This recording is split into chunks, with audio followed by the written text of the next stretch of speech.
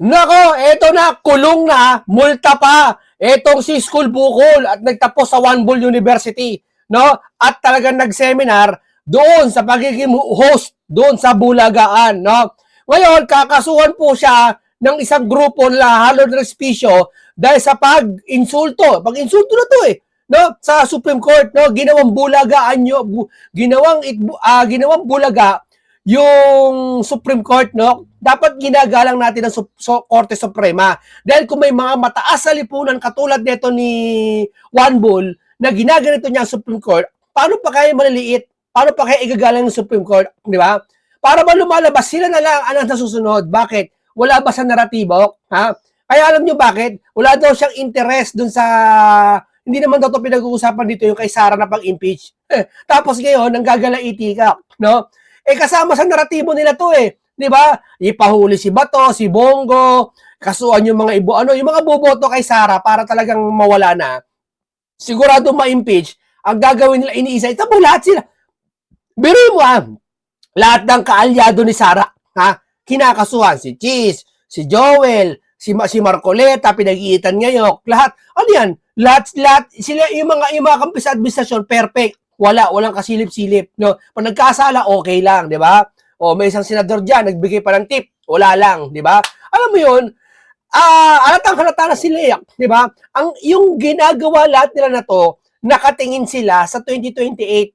Wala silang pakialam mga kababayan na itong flood control na to, ma-resolve ba to? Wala silang pakialam. Dahil kung may pakialam sila, hindi nyo lang basta maramdaman, makikita nyo pa. Wala nga tayo nakikita. Wala tayong naramdaman. Ano yung pinakulong nyo, mga district engineer? Ano yung hanga-hanga na kami doon? Sa daming binanggit na kontraktor? Si Diskaya lang kinulong? Ang galing no? Ang lupit. Di ba? Tapos patuloy si Biz nag-iikot. Bali wala yung pag-iikot niya. O sige, napatunayan na namin yan. Huwag ka na mag-ikot. Napatunayan na namin pag umulan ng malakas ito. Ngayong May, uulan na naman ng malakas, tagbagyo na naman. Makikita na naman namin ang resulta ng itinatago nyo. Di ba? Babaha. Yan ang naghahayag sa amin, di naman si Vince. Ang naghahayag sa amin yung panahon. Kaya maling sabihin, itong si Marcos Jr., na maling sabihin na siya ang una, siya ang nakatuklas nito. Wow, siya nakatuklas, hindi. Di ba? Si Marcoleta nakatuklas niya yung magiging Blue Ribbon. Kaya ang ginawa nito nila School Bukol, tinanggal yung mama, diba? Para mapawalang saysa yung sinasabi ni Senator Rodante Marcoleta. Ngayon, eto na naman siya, di ba? Pinipilit niya yung mali, di ba? Host talaga no? Host talaga wala tayong magagawa no? Basahin mo natin to, basahin mo natin to. Tito Soto nagtaka kung bakit siya lang ang kinasuhak. Paano naman ang mga kapareho ko na pananaw tulad ng retired Justice Adolf? Lagi siya nagbabanggit ng mga yung mga si Pinky saka ito. Lagi siya nagbabanggit ng mga nakaraan, no? Ikinahihin tulad hinahalin tulad nila na eto kami. Parang gusto sabihin, matagal na kami dito. Eto nalalaman namin. Wala kayo, wala pa kayo, dito na kami. Parang gano'n, ang tagal nyo na nga rito, nagbago ba Pilipinas? Sabi yung sinabi si Senator Robin Padilla, di ba? Yung mga kabataan ngayon, may hina, no? Kumpara sa kabataan noon. Totoo naman, mas maraming kabataan noon na mas malakas kaysa ngayon. No? Pero siyempre, hindi ibig sabihin noon, wala nang nade-depress noon. Kahit sa panahon pa ng biblical times, may mga nade-depress ng tao. Ngayon, madala nga lang hindi ganun karami tulad ngayon. Di ba? Medyo may punto si Senator Robin Padilla doon, di ba? Dito, ibig sabihin, sinisingit dito dito kay yun na nga, no? Ibig sabihin, nasa na ba tayo? Tito Soto nagtaka kung bakit siya lang kinakasuhan, Inaalala niya yung mga inaalala niya yung mga nakaraan. Inaalala niya yung mga sinasabi niya para magmukha siyang kami may alam. Paano naman yung mga kapareho ko na pananaw tulad ng retired SC Justice Adolf Asuna Father Ranhilio Aquino, UP College of Law, Asik Din Paolo, nagbabanggit siya naman ng talino, no? Akala niya, makakalusot sa tao yan, ganyan. Sir, yung mga ganyan kaparaanan, laos na yan. At iba pang mga nagturo sa umanoy, mga factual errors ng decision, at sa posibilidad ng judicial legislation at ako lang ba? Tito Soto, nagtaka kung bakit siya lang ang kinasuhan. Alam mo bakit ikaw lang kinasuhan, sir? Sabihin kita. Kaya naman palusutin yan eh. Di ba dati, dabi nila, panunumbat nila, yung dating pangulo nga si Duterte, kinwestiyon ng Supreme Court eh. Ba't di yung kinasuhan si Duterte? Sabi, ba't dito hindi kinasuhan si Duterte ng mga to? Yung kasi, alam nyo kasi may tinatawag tayong sa Pilipino, ako alam nyo naman yun ha, may pambawi sa'yo eh. Alam mo yun? Halimbawa, yung kapitbahay mo, halimbawa, galit na galit sa'yo, ay galit na galit ka sa kapitbahay mo, naaasar ka kasi yung aso niya kahol ng kahol, no? Ngayon, sa galit mo, maya-maya, winalisan naman yung bakuran mo. Gets mo? Nakapagpalubag loob sa'yo, imbis na magalit ka sa kapitbahay mo ng tuluyan, nabawasan yung galit mo. Nagets mo? Halimbawa, yung galit na galit kang tao, binigyan ka ng pagkain, leche plan. Ito leche plan to. Alam mo yung nakakagaan ng damdamin kahit may galit ka sa kanya nababawasan, di ba? Hindi yung natutuluyan. Ito, school bukol, kaya ka tinuluyan ng ganyan, kasi galit sa'yo yung tao sa pinagagawa mo. Okay sana kung pumarehas ka. Kahit questionin mo ang CS, bakit pagtanggol ka pa ng mga yan? Ganun talaga ang buhay eh. Di ba? Kasi kinukumpara nila dito kay Duterte. Bakit niya si Duterte noon, kinu-question ng Supreme Court? Di ba? Kasi may time yata kinustyon ni Duterte ang Supreme Court. Ba't daw hindi kumilos itong mga tong grupong to sila Harold Resplicio? Kasi yung matanda, kahit ganun yun, may respeto yun. Kaya nga sabi ko sa iyo na yung gigil nila nawawala, napapalitan ng kasayahan pag si Duterte, ginalang din sila. Ikaw, galit talaga yung, maski ako, kung ginawa mo ang tama sa flood control issue na yan, hindi ka, kukups ka, ha? Kung ginawa mo yan, kahit sinagot mo ang Supreme Court yun, hindi ka kakasoan ng mga yan. Bakit? Iisipin niyan ganito. Huwag nyo na kasuhan si School Bukol. Bakit? Kasi kahit papaano, kakampi natin yan kahit papaano, umaano yan ayaw niya yung gusto niya talaga matuklasan yung flood control issue Diba? Hindi kaya kakasuhan. At least may pagpalubag-loob. Wala Talagang ginagawa mo, kaya ang gustong kasuhan talaga para mawala ka na dyan sa SP. Diba? Para mapalitan ka na. Para yung flood control issue maumusad. Alam mo bakit? Hindi dahil wala silang makapasok na insertion at anti-corruption ka, hindi dahil doon, ha? Hindi dahil doon, School Bukol. Kaya gusto nila matanggal talaga, ha? In the same time, dahil sa pinagagawa mo dyan sa flood control, pinalitan mo si Pinky, ginawa mo hanggang ngayon walang investigasyon, nangingialam pa nga sa China, kay Senator Dante Marcoleta nakikisaw-saw, pinapayuhan pa si Carpio, ha? Yang flood control na yan, marami na sangkot na senador, si Joel, si Chi, si Jinggoy, siyempre mga magkakaibigan siya doon sa maloob ng mga yan.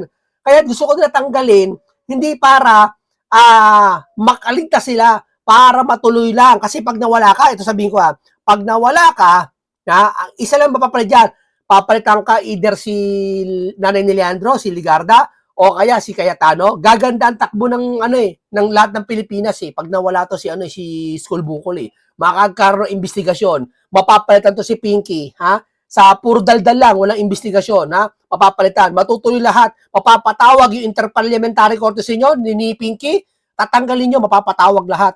Masisimula na lahat. Wala nang matatago. Yan. Kaya yan ang dahilan kung bakit kasi isa ka nilang gusto tanggalin. Di ba? Balita ako, makukulong ka daw, hindi ako may sabi. Eto, panoorin mo natin. Pero bago yan, ito muna tayo. Dito ba tayo? Iinisin ko lang kayong konti, ha? Pasensya na kayo. Gusto kayong inisin ayan Eto, tingnan mo, Dialogo ng Senado at Chinese Embassy sa issue ng WPS. Wow, bigla siya nanawagan ng dialogo, di ba? Nakaraan, yung mga kaibigan mo si Kiko Guerrilla Matching, ha? Ayaw ng dialogo, gusto makipagdakdakan ng pag-away, ha? Ngayon makikipagdialogo ka sa embassy sa issue. Bakit? Akala ko ba away ang gusto nyo? Akala ko ba walang dialogo, ha? Nagsalita ang ambassador na let's talk. That's already na open invitation. Magandang opening yan para mapag-usapan ng mas mahinahon at mas professional, mas diplomatic ang atmosphere. Hindi man magkasundo ang teritoryo, at least magkasundo ang pamamaraan, discourse, kung paano i-handle. Tamo, anong peche na? Mag-iisang buwan na mula na sinabi ni Senator Dante Marcoleta na mas maganda dialogo. Si Kiko Matching sa kasi Bendalo, hindi mo sinisita. Dapat sinisita mo. Di ba? Kuha niyo mga kasama, mga kaibigan, ha? Ngayon lang siya nagdadialogong ganito. Bakit? Ha? Dahil nakita mo, tama si Senator Dante Marcoleta, tama pa pakikipag-usap na maayos, ha? Di ba? Bakit? Para bang gusto mong palabasin si Senator Dante Marcoleta? Kaya niya sinabi, alam niyo ba't niya sinabi to? Kontra sa ginagawa nila nakaraan, kaya niya sinabi to kasi si Senator Marcoleta ngayon mainit. Naghahamon ng debate kay Capro yung pati dun sa iba pang mga kasamahan niyang uugok-ugok, no? Kaya nagamunto ng ganyan, kaya nagdialogo to, kunwari, para palitawin niya, si Senator Marcoleta ayaw maingay. Si Senator Marcoleta lang magulo ayaw pag-dialogo babay ta rin nila si Senator Marcoleta. Kaya gusto nila, kaya pinapasok niya itong dialogo bigla. Pero mo ang daldal mo nakaraan sa Facebook mo, ngayon dialogo gusto mo? Ha? Wow, di ba? Bakit? Nakita niya mainit na yung China eh. Di ba? Parang gusto niya sisihin, ang sisisihin niya pag nakipag-dialogo, nakipag-dialogo ako. Si Senator Marcoleta hanggang ngayon naghahamon ng debate. Gusto namin dialogo na lang eh. Di ba? Yung gusto ni Senator Marcoleta dati, ginagawa na nila ngayon. Tapos sasabihin nila, mali nila naman si Senator Marcoleta. Di ba? O dito, dumako na tayo, romekta mo tayo dito sa usapin na makulong package na, kulong na, multa pa, wala pa sa pagiging SP yata. No? Eto, painggan natin. Ang petisyon na ito ay para i-cite ng indirect contempt si Senate President Vicente Soto III. Yan ay inspired ng same case din na ikinaharap ng kanyang lolo noon sa kasong Inre Vicente Soto noong 1949. Same indirect contempt na case at na-convict yung kanyang lolo doon. Na-convict. Ikulong nyo na kaya yung mamang ito. Same din ang ginawa ng kanyang lolo doon. Ang ginawa ay tiniticize ang Supreme Court. Sinabihan ang mga miyembro ng Supreme Court ng evil at incompetent at sinabihang pakitan na silang lahat doon at i-purge ang mga miyembro ng Supreme Court. Ang tanong, pareho ba ang ginawa ng current Vicente Soto III as Senate President ng Senado ng Pilipinas? Halos kapareho po dahil sinabi niya na mali ang desisyon ng Korte sa impeachment case ni Sara Duterte at dapat magkaroon na ng charter change para ilagay sa tamang lugar ang Supreme Court para hindi mapakialaman ang mga ginagawang kalokohan ng Senado at para na rin sinasuggest niya na dapat na rin palitan ang mga miyembro ng Supreme Court. Sir, sinasabi mo ba na yung nakalagay na feature sa ating konstitusyon ngayon na checks and balances na i-check ng Supreme Court kung nagkakamali kayo ay dapat amyandahan? Ibig mo bang sabihin ayaw ninyo na mabantayan kayo? Dahil maliwanag naman po sa batas. Dapat talaga, alam mo, pataasin ang uri ng pagkakilala sa Supreme Court. Tandaan yan, dapat makulong, maidemanda lahat ng bumabatikos dito. Pati isa yung Bilibid Queen, si Junel. Yan, binabatikos niya rin yan. Diba? Dapat yan, i-disbarya mga yan. Diba to, abogado yun? Yeah. Dapat yan, i-disbarya mga yan. Kasi, alam mo, dapat tumaas ang pagkakilala sa Korte Suprema. Huwag yung gagawin nito katulad ni School Bukol, gagawin yung bulagaan, ginagawang roleta lang Supreme Court na kung ano yung matapat sa kanya, ayaw niya, di ba? Kung ano yung matapat sa kanya, gusto niya. Dapat di po ganyan, dapat ito talaga kinukulong, dinidemanda po yung mga lumalabas sa Supreme Court. Kasi kataas-taas ng hukuman yan eh. Igalang naman natin yan. Kung binabastos nyo kapwa senador nyo, igalang nyo naman sa Korte Suprema. Pataasin natin ang uri, di ba? Alam mo nga, sa ibang bansa, hindi ko na babanggitin kung ano reliyon, alam na ng iba yung kung ano reliyon nyo, pag binanggit mo yung ano nila, yung propeta nila, ang tawag na doon prophet. Ang prophet nila binastos mo, makukulong kay o baka hindi lang kulong abutin mo. Diba? Ganun ang pataas sa uri, Kung babanggitin ka sa kalokohan yung propeta nila. Di ba? Alam niyo na kung ano yun. Talagay yung 1-year ban rule. Kapag ang kaso na isinampa ay pasok sa 1-year ban rule, ay dapat hindi na pwedeng isampa yung impeachment case na iyon. Dito sa kaso na ito, isinampa yung unang mga impeachment complaint kay Sara noong December, refer siya doon sa Committee on Justice noong January. At sabi ng Supreme Court at that time, officially initiated na yung impeachment case, kaya bawal na ulit yung impeachment complaint for 1 year. Pero noong February 2025, ang ginawa ng House of Representatives ay nagpasa sila ng articles of impeachment papunta sa Senado at yun yung nandoon sa Senado ngayon at yun yung mukhang gusto nilang buhayin. Dahil sinasabi ni Senate President ay mali daw yung Supreme Court. Ang sinasabi niya, bossing, gusto mo ba na buhayin yung impeachment case laban kay Sara na nasa inyo ngayon? O, gusto niyang buhayin nyo para talaga matuloy na. Kasi alam mo, maraming benepisyo pag nawala si Sara. Ha? Una-una, ito, pag nawala si Sara, pwede siya maging vice president eh. Itong si School Bukol eh. Yan ang pagkakalam ko pag nawala, siya papalit. Pangalawa, matutuwa amo niya. Dahil, dahil sa kanya, amo niya. Sino ba amo niya? Hindi si Junior. Di ba? Yan nagpanalo sa kanila eh. Yan ang nangampanya sa kanila. Kaya malaki utang ng loob niya pati sa pinsan. Eh yung pinsan, yun yung campaign manager, di ba? Ng unit team, di ba? Si Tambaloslos. Oh, yan. Kaya pinoprotektahan niya yung mga amo niya. Kaya tuta nga tao sa kanya, tuta, di ba? Yun ang pinaka-point niya. Kaya yan ang gusto niya mangyari, ma-impeach si Sara talaga. Maraming benepisyo sa kanya yan. Maraming benepisyo sa kasama niya pag na-impeach si Sara. At least wala ng vice president, di ba, tatakbo. Lalakas ang alyansa nila, lakas lahat ng partido nila. Di ba? Sinabi na ng Supreme Court na void at wala kayong jurisdiction na mag-take cognizance. Kung tatandaan po natin, consistent itong administrasyon na ito sa paglabag ng konstitusyon. Dahil itong Magnificent Seven na ito na nagsampa ng kaso ng indirect contempt laban sa Senate President na si Vicente Soto III ay sila rin yung nagsampa ng kaso doon sa House of Representatives noong mga nakaraang linggo na hilarang ng House of Representatives Secretary General. Yan po ay illegal at labag sa ating konstitusyon. Ngayon, ang administrasyon na ito gusto ulit lumabag ng konstitusyon.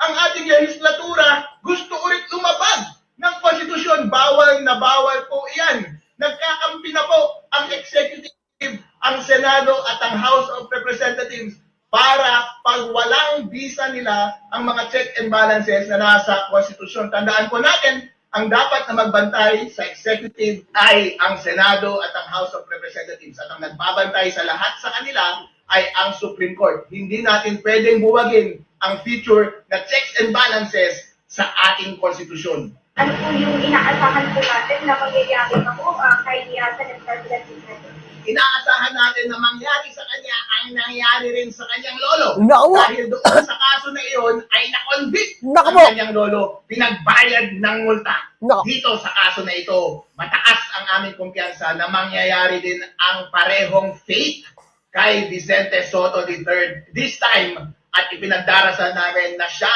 ay magbayad ng multa o kaya ay makulong. Naku po, makukulo. Di ba? Ang lakas na kumpiyansa talaga nila, no? Talagang makukulong itong si School Bukol, no? Alam niyo, pag ito nakulong, alam ko, makasuhan, dapat palitan na ito pagiging SP. Palitan nyo na, di ba? At pag sakali makulong ito, hindi ko alam, baka pumalit si Senator Rodante Marcoleta bilang Blue Ribbon. Tanggalin nyo na si Pinky, panahon na. Anong match na, kalahati yan ng buwan ng Pebrero. Magmamatch na, ha? Hindi mo mamumulatan, tag-ulan na. Hanggang bare months na naman. Wala na naman mangyayari sa flood control na to. Di ba? Ano mangyayari nito? Habang nandiyan yung dalawang matanda na yan, dyan sa Senado, tandaan nyo na, hindi uusad ang investigasyon, tandaan nyo yan. No? Yung mga China na yan, yan ang papausbungin nila na issue. Oh, hindi uusbong, hindi ano yan. Oh, kasi takipan yan eh. Ayaw nila matuklasan yung boss nila kung sino big fish, kaya takipan niya mga yak. Di ba? Napakalinaw naman nangyayari. Yeah? Kaya pag nakulong niya, automatic, siguro, hindi ko alam, sana mapalitan na at si Senator Rodante Marcoleta maging Blue Ribbon. Baka maging Blue Ribbon pa lang di oras, Hindi ko siya sabing sure bula si Senator Marcoleta, Pero gusto ko. Saka gusto ng kababayan natin siguro mga nakikinig ngayon na si Senator Rodante Marcoleta na maging Blue Ribbon na para matapos na to. Di ba? Kasi ang nangyayari, pag malapit na konti matuklasan, ang mangyayari, uusbong yung issue panibago. Makakalimutan. Tapos itong si Pinky, hasaw-saw sa China, imbis na aatupagin yung committee niya. Wala nangyayari. May nangyayari ba? Wala. Kasi niya, may kagagawa na to, yung puno. Sabi niya, kung ano yung puno, magiging siya yung bunga. Dapat ang puno, masigasig sa panghuhuli. Dapat ganun di yung mga bunga. Ito si Pinky bunga ni ni School Bukol, di ba? dapat talaga itong si Senator natin Marcote mailagay na, maibalik sa Blue Ribbon Committee para talagang matapos na. Umalis ka na dyan, school bukol. Ito raw po ay bahagi ng paghahanda. Tapos ito nga po yung sinasayang ni Vice President Sara Duterte. Malaki po itong gagampan ng role ng Senate President sa pagtalakay sa impeachment. Kung naghahanda ang Senate President, huwag kang maghanda sa pamamaraan na hindi tama. Gawin mo lang ang tama para hindi ka makasuhan, Senate President Vicente Soto III. Hindi pwede nagarapalang linalabag ang ating konstitusyon ng sunod-sunod ng administrasyon na ito at ang kanilang mga kakampi sa loob ng Senado at House of Representatives. Sabi niya ni Bing Guanzon, ni Atty. Rowena Guanzon, sa November yata, may papalitan yata yung pinakapinuno ng Supreme Court. Yan na, niluluto na nila, gusto nila lahat ng kaalyado nila nasa kaupo na. Para pagsalpak kay Sara, alisin kagad. Di ba? Yan ang para pag impeach kay Sara, sure ball na sure ball. Di ba? Yan ang naratibo Yan nakikita Yan. Gawin na raw po kayo na isa sa DDS at nais raw po ninyo na makuha ito nga po sipat sa nagamat sa nakararaan, especially ito nga po mga supporters na Duterte bilang paghahanda raw po para sa pagtakbo if ever ito nga po sa mas mataas na siguro peso sa 2028 or What? What are you talking about? Ang tanging pinaghahandaan ko lang ay para itama ang lahat ng kamalian at katiwalian sa ating bansa. Ang tanging kakampi ko lang ay ang konstitusyon at ang taong bayan. Basta mali, basta labag sa konstitusyon, ako ay kakampi ng mga inaapi. Tandaan ninyo, kahit sino man ang aking katapat, lalabanan natin yan. Huwag na huwag lang kayong magnakaw ng pera ng taong bayan at huwag niyong apilin ang mga Pilipino dahil nakatayo si Atty. Harold Respicio sa gitna at hindi papayag na magpatuloy ang inyong pag-aabuso. Meron po ba kayong plano naman na tumakbo sa higher position sa 2028 election? Hindi ko iniisip ang plano ko na tumakbo dahil sa ngayon pa lang ang dami ko nang tinatakbuhan ng mga ex-girlfriend. Ngayon, ang pinaplano ko lang ay para panagutin ang lahat ng tao na gumagawa ng katiwalian sa ating bansa. Obligasyon po natin yan bilang public servant, obligasyon natin yan bilang abogado, at obligasyon natin yan higit sa lahat bilang mamamayan. Natutukan pa raw po ba ninyo? Ito nga po may naman sa dahil po mas isipan pa raw po kayo ito nga po sa national election naman po ako. Natututukan ko ang lahat ng aking gawain sa Reyna Mercedes. Sa katunayan nga po sa buong Pilipinas, kami lang ang nakikita ninyong pinaka-aktibo doon sa social media. Lahat ng session namin ay live, lahat ng committee hearings namin ay live, at kami ang pinaka-aktibo na makinig at gawing inquiry at investigasyon lahat ng reklamo ng aming mamamayan. Sa katunayan nga po, every week, pabalik-balik ako dito sa Manila para mag-attend sa aking national obligations dito sa Manila at sa aking local obligations naman sa Isabela. Every time, makakaasa po kayo aking mga kababayan dyan sa Reyna Mercedes, wala pong trabaho ang pinapalagpas ni Harold Respicio. Adik po ako sa trabaho. Ayoko ng tamad. Kami rin po mismo ay witness sa dito nga po sa session po ninyo at sa trabaho po ninyo ay daan po sa may Arena Mercedes. Ating mga kababayan sa buong Pilipinas, maraming salamat po sa patuloy ninyong pagbibigay ng lakas sa amin at pagyakap nyo sa amin para ipaglaban ang inyong kalayaan at para buwagin natin ang lahat ng mga pasimuno ng katiwalian sa ating bansa. Tandaan po natin, obligasyon po natin na komprontahin lahat ng kamalian na kanilang ginagawa para po hindi magpatuloy ang kanilang pag-aapi sa atin. Makakaasa po kayo na hanggat tayo ay nagkakaisa, hindi po kayo iiwan ni Atty. Harold Respicio at ang kanyang grupon Magnificent Seven. Nakasama sila Atty. Ferdinand Topacio, Mike Defensor, Congressman Jean Paras, si Cathy Binan, Atty. Virgilio Reyes. Marami pa pong iba. Kakampi po namin ang buong Pilipinas. Basta ang hinaing natin ay malaman ng katotohanan at tapusin ang lahat ng katiwalian, tayo po ay magsama-sama hanggang sa uli. Huwag po tayong sumuko. Sinasabi mo na dapat nang palitan yung mga tao dyan dahil incompetent sila at evil, at sinasuggest mo na dapat matanggal yung fundamental function nila sa Constitution na bantayan ang inyong pang-aabuso, ibig sabihin, ina-undermine mo na ang confidence ng publiko Tama. doon sa institution ng Supreme Court. At hindi iyan maganda at dapat kang parusahan ng pagkakakulong o ng fine. Tama yan, tama yan. Saan ba yung limitasyon ng isang Alam ko pag nakasuhan wala nang karapatan ka na Dapat talaga, ano talaga to. Hindi totoo lang palitan na pagiging SP. Oo, wala akong mangyayari okay sana kung nagagampanan niya yung pagiging SP niya dun sa pagiging Senado niya. Hindi Ginagamit niya dun sa pagtatakip hindi niya naman literal na tinatakpan yung issue ng flood control. Nararamdaman po namin. Yun po nakikita kasi namin nangyayari. Hindi umuusad ang investigasyon sa panahon nyo. Ibig sabihin, kayo nakaupo sa panahon nyo, ibig sabihin, sa inyo yun. Kayo may kagagawa, di ba? Kung baga sa isang kumpanya, sino ba may kasalanan kaya nalulugi yung kumpanya? Di ba? Dapat talaga palitan na po kayo, di ba? public official Saka dito, lalo ito, di ba? Gumagawa, di ba sabi niya, galit na galit si Senator dati Marcoleta rito, di ba? Dito sa mamang ito, bakit? Nag-i-splice ng video, harap-harapan, dinadaya niya taong bayan. Sipin nyo, tama ba yun? Ha? Ikaw ay committee ka ng Blue Ribbon, dapat nakikitaan ka ng pino, nakikitaan ka ng talagang karapat dapat ka, nakikita ka ng panlilin lang sa ginagawa mo, pinupost mo, dinadaya mo si Senator dati Marcoleta sa mga post mo, ha? Sige nga, million views pa yun, ha? Ang daming Pilipino niloloko nito. Di ba? Anong dapat to, alam mo talaga nag-get si Senator dati Marcoleta dito sa mamang ito sa pinagagawa nito. Ngayon, sabi mo dialogo, ha? Yan ang gusto si Senator Marcoleta dati, ngayon sabi mo dialogo na. Nagpanteting kang mama ka. at siguro pati na rin yung pribadong citizen sa pagkokomento kaugnay sa nagiging desisyon po ng Korte Suprema. Alright, tingnan na lang natin yung jurisprudence. At walang iba kundi yung lolo ni Senate President Tito Soto. Ano ang sinabi niya doon?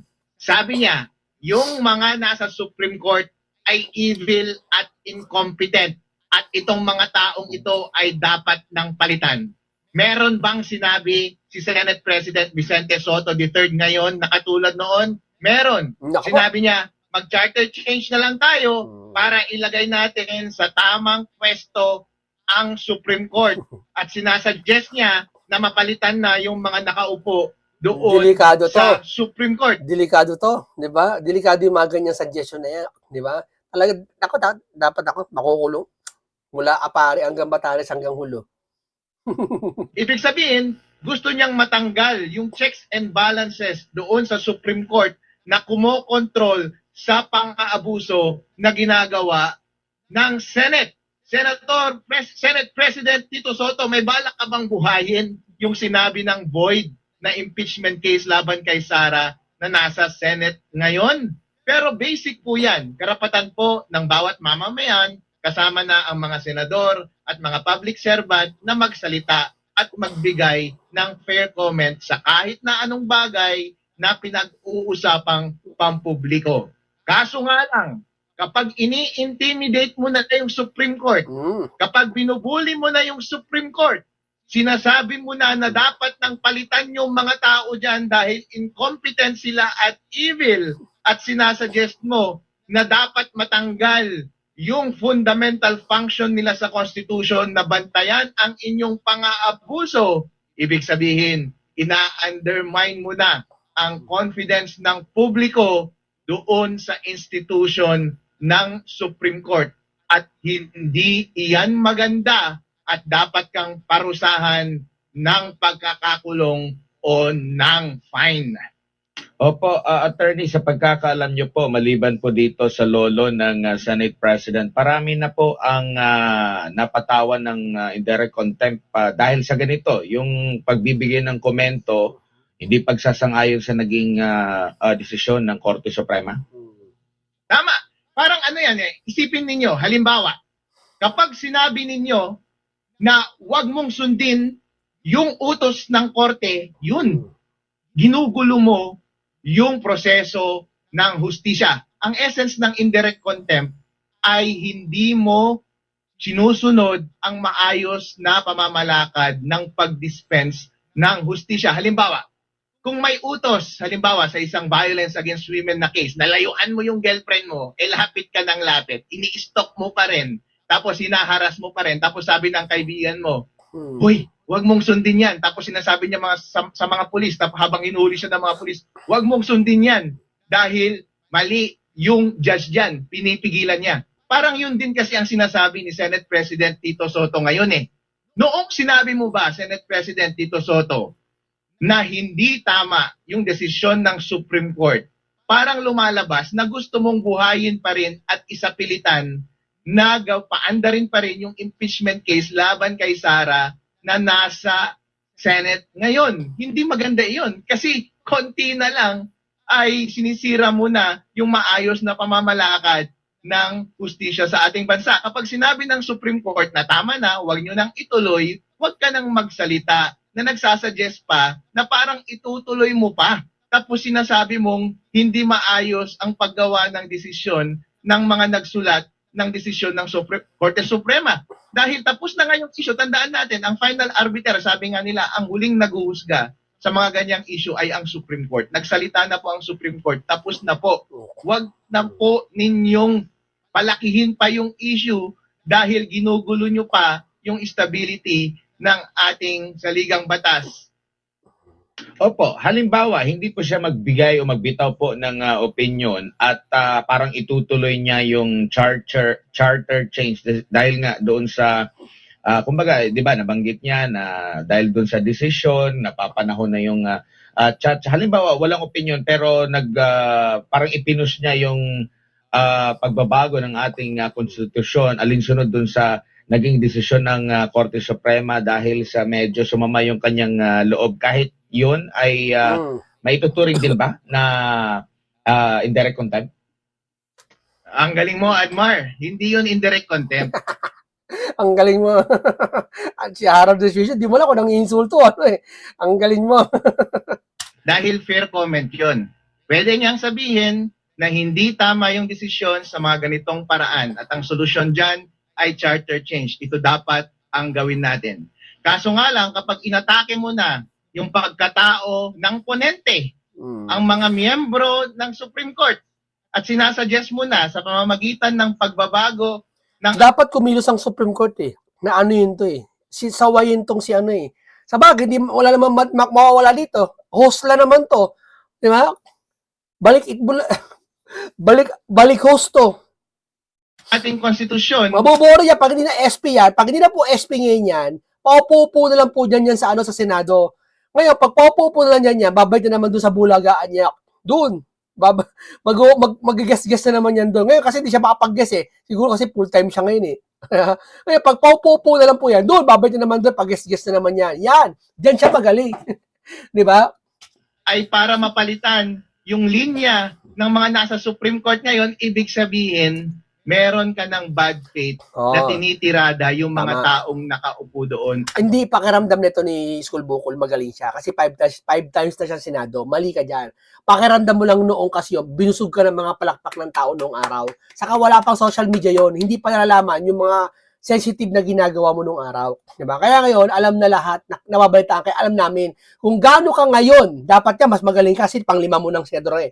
Kung gaano ka ngayon ka-worse, ganun ka rin ka-worse nung una, hindi na namin nakita. Ganun lang kasimple yun. At yun ay Dapat ka, mas mahusay ka na ngayon kasi pang-5 mo na yan eh. delikado dahil Ibig ko pala sabihin sa pang-5 mo, ganito ka na. na-undermine niya yung confidence ng publiko sa institusyon ng hustisya. Opo, para din sa kaalaman ng ating mga kababayan, yung separation of powers po, kasi parang yun nga yung nabanggit din niya, nag-overreach, lumagpas na. Sa tingin niyo po, lumagpas na ang Korte Suprema doon? At kailan ba natin masasabi kung, kasi ang punto ng Korte Suprema, na ganito ang dapat gawin. Sa panig ng ni Tito Sen, parang sinabi niya na lumagpas na. Alin ba, kailan ba, ano bang senaryo na masasabi nating lumagpas na ang isang Korte Suprema doon sa kanyang kapangyarihan na punta na, o kumbaga nag-overreach na doon sa iba pang sangay po? Admar, dito sa decision na ito, hindi lumagpas ang Supreme Court. Tandaan natin na ang Supreme Court ang final na nag-i-interpret kung ano ang ibig sabihin ng saligang batas. Ang nakalagay sa saligang batas ay bawal na mag-file ng impeachment complaint within 1 year after initiation ng prior impeachment complaint. So, ano ang nangyari? Noong December, merong mga impeachment complaint na ipinasa at inirefer nung January sa Committee on Justice yung mga impeachment complaint. Ayon sa Supreme Court, yun yung point na initiated na yung impeachment complaint. At from there, bawal nang magsampa pa ng impeachment complaint within 1 year.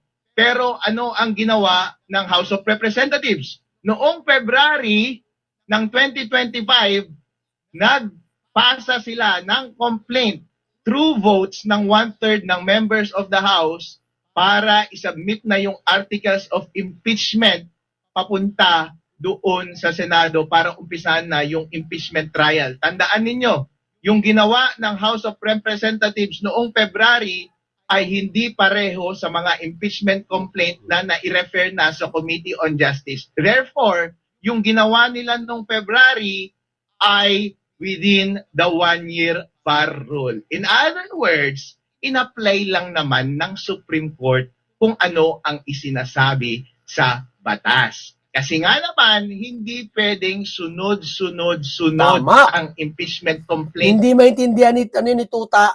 na ipinapasa mo laban sa isang impeachable officer dahil iniistorbo mo siya sa kanyang paggawa ng trabaho. Dapat ang ginawa ng House of Representatives noon ay yung naunang mga impeachment complaint na nasa Committee on Justice, dapat yun yung inelevate nila sa Supreme Court. Hindi dapat sila gumawa ng kanilang sariling impeachment complaint which served as the articles of impeachment na ipinagbotohan ng 1/3 papunta sa Senate. Tandaan natin, doon sa ating konstitusyon, pwedeng magsampa ng kaso ang isang private individual na endorse ng isang congressman or ng isang congressman or through 1/3 na direktang boto ng mga members ng House of Representatives na binoboto ang isang impeachment complaint which would serve as the articles of impeachment. In other words, itong tatlong ito na paraan para magsampa ng impeachment, pwede kayong gumawa ng ganitong mga style o pamamaraan para magsampa ng impeachment complaint. Pero if at least one of them was referred already doon sa Committee on Justice, deemed initiated na yung impeachment complaint. So any impeachment complaint na gagawin mo after that, sa kahit na anong paraan, method 1, method 2, or method 3, barred na po iyon ng Constitution. Yun naman ang ginawa ng Supreme Court. Stature na i-interpret lang ang ibig sabihin ng saligang batas at i-apply yung facts doon sa case. As a matter of fact, Yon, ang ganito lang po muna tayo mga kasama natin. Maraming salamat po sa inyo. Ito po sa usaping ito, baka makasuhan itong si Tuta. Sana talaga, mabalik na to si Senator Dante Marcoleta. Mukhang mababalik si Senator Marcoleta sa pagiging Blue Ribbon. At pag nangyari to, susuwatin ng Pilipinas ngayon 2026, makukulong lahat talaga. First in the history, makukulong lahat ng big fish. Yung ginawang chart nila Senator Dante Marcoleta, may mas mataas pa kay Romualdez, makukulong yun. Alam niyo na kung sino yun, no? Maraming salamat sa inyo. Mag-ingat kayo sa mapagpalang araw. Paalam po sa inyong lahat.